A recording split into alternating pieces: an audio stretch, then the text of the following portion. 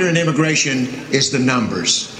I find this to be an incredibly frightening future. Some of you are going to be angry when you see it.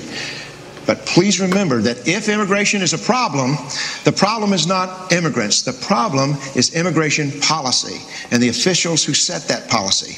Almost nothing will have more impact on how you live the rest of your life in the United States, or the kind of country that your children and grandchildren live in, than how Congress sets these numbers. Now, this was the United States at the end of the first census in 1790, when it found 4 million people. We grew incredibly rapidly from 1790 to 1915, just before World War I. The second 100 million grew much faster to 1970. The baby boomers, starting to enter their childbearing years, adopted a fertility that was replacement level, about an average of 2 children per couple. The green that you see rising above the blue is the population growth that would have happened if Congress had not forced higher immigration, and would rise to 257 million in 2020 and then basically stabilize through 2050. This was the Earth Day vision that the class of 1970 had chosen. Instead, Congress constantly increased immigration from 1970 on.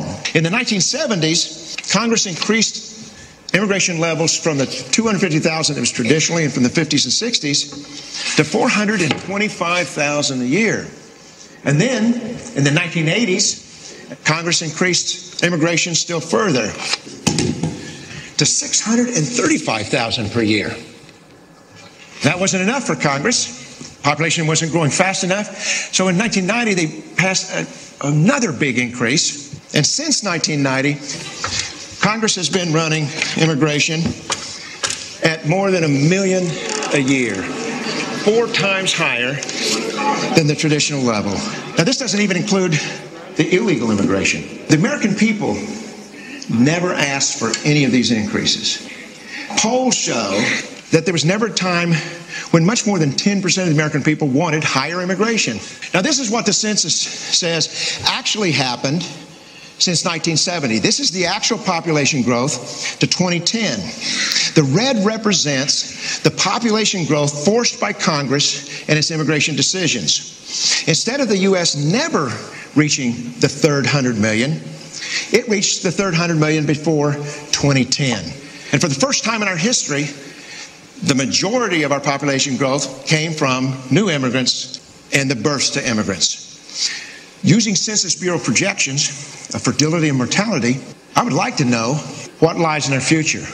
The fact is, Congress has paid no attention to that future. Look at the difference between that red line that Congress is taking us to and the green line, which was the choice of the American people through their own private decisions about their family size. Imagine how that changes the way this country handles its biggest problems. And of course, the trajectory doesn't stop in 2050, it moves on. We will be adding our 5th 100 million in 2070 and our 6th 100 million just before the end of the century, before apparently hitting about 625 million people. That's approaching 500 million more people in this country than we had in 1970. Look around you. The people of the United States are not able to achieve the quality of life they want with 300 million people.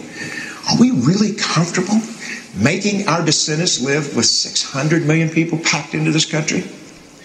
This yellow line represents the change that could happen in our population growth trajectory if we would immediately adopt a replacement level immigration.